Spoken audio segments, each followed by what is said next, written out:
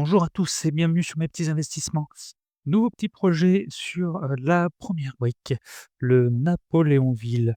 Alors je vais remettre sur l'image principale, j'ai oublié de le faire. Nous voilà donc sur le Napoléonville. Nouveau projet, collecte à partir du vendredi 18 avril à 10 heures. La collecte sera certainement très rapide, il faudra être à l'heure parce que c'est une micro-collecte. 122 000 € à collecter, c'est petit montant, ça partira vite. Maximum, d'investissement sur ce projet 5 000 €, le minimum toujours 1 €, 11,5 d'intérêt, l'an sur 20 mois maximum.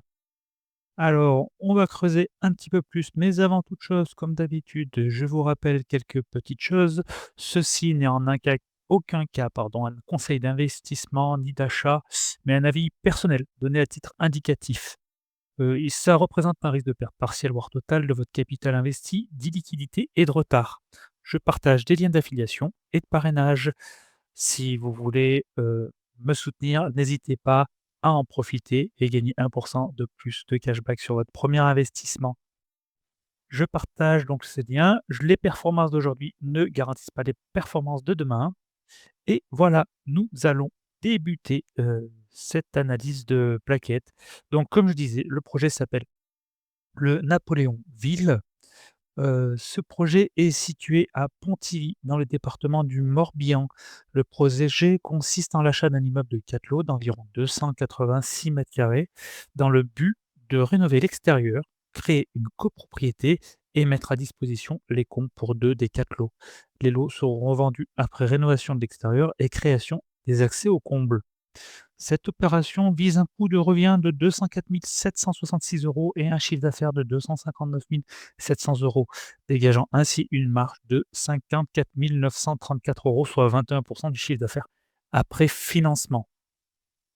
D'accord, donc un petit projet, donc une petite vente d'appartements en plateau, parce qu'il va rester des travaux à charge pour les acquéreurs.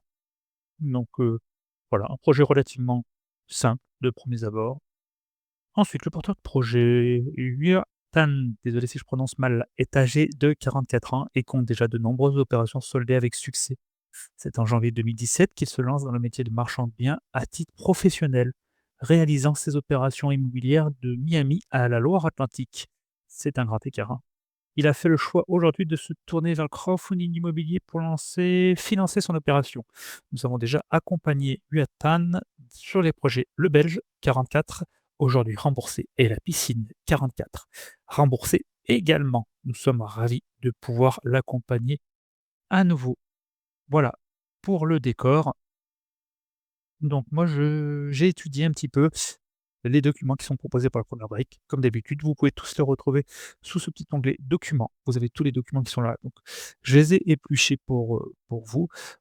Voici ce qu'il en ressort de mon côté. Déjà, moi, ce que je note, c'est un rendement de 11,5. C'est un bon rendement, c'est correct.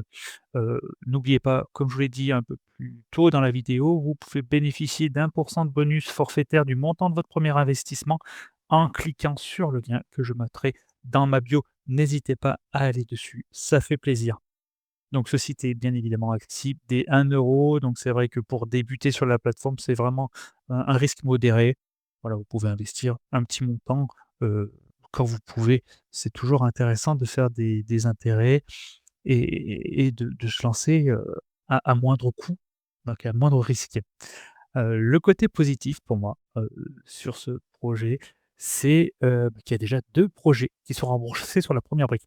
Donc si vous êtes sur la plateforme, vous pouvez aller rechercher dans projet, vous allez cliquer, il y a une barre de recherche qui va se mettre. Vous pouvez rechercher Le Belge et La Piscine. Ce sont les 2 derniers projets qui ont été, faits, portés par ce porteur et remboursés.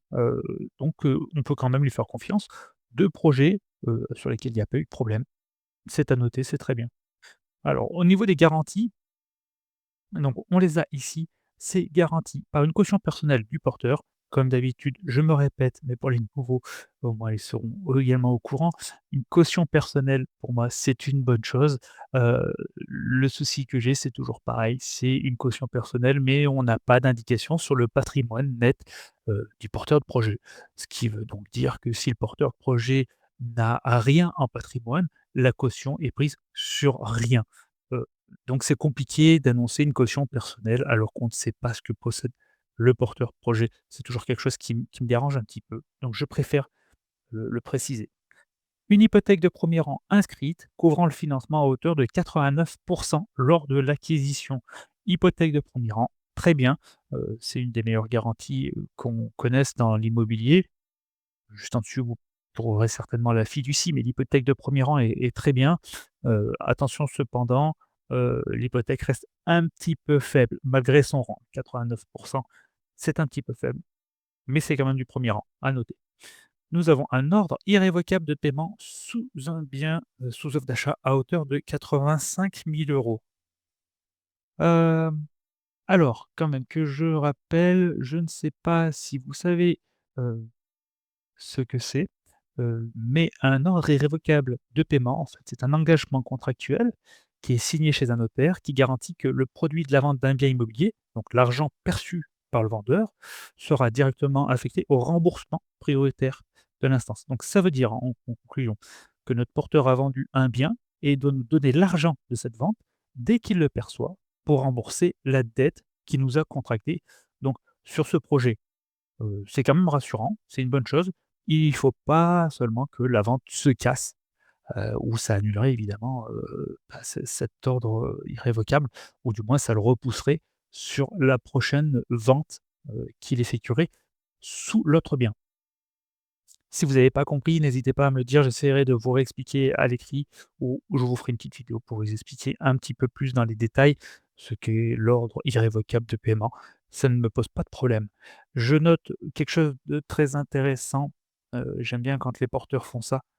Notre porteur apporte 40 de la somme, s'il se mouille, il se croit au projet, ça moi j'apprécie quand, les porteurs font ça.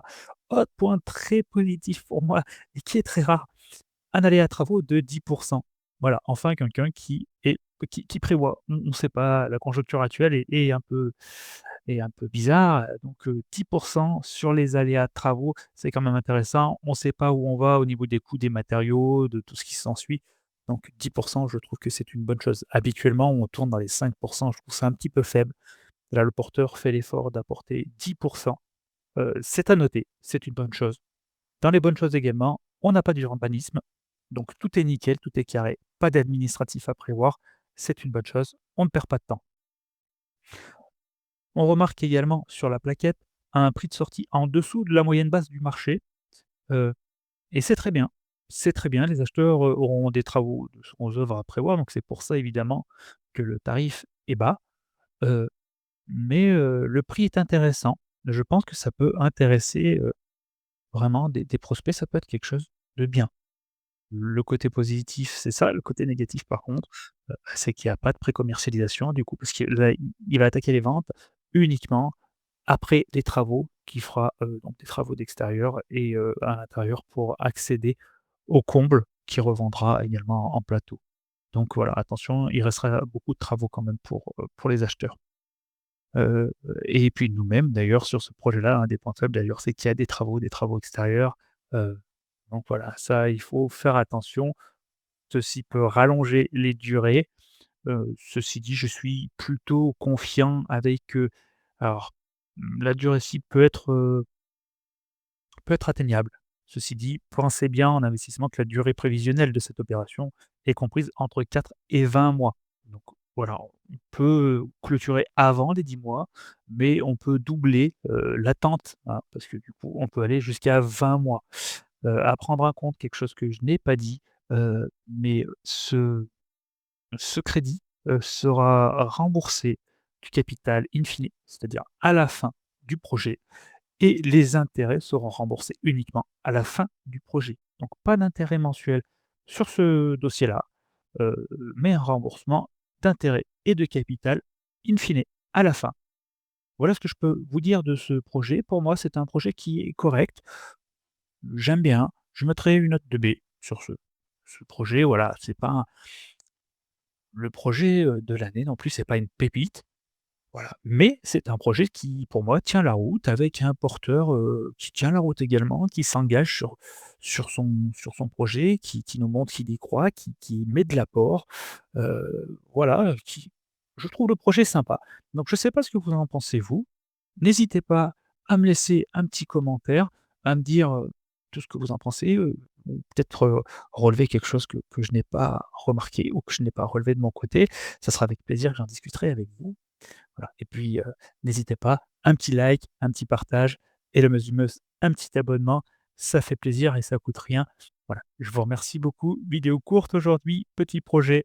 Je vous remercie. Bonne journée à vous et au prochain projet. Ciao.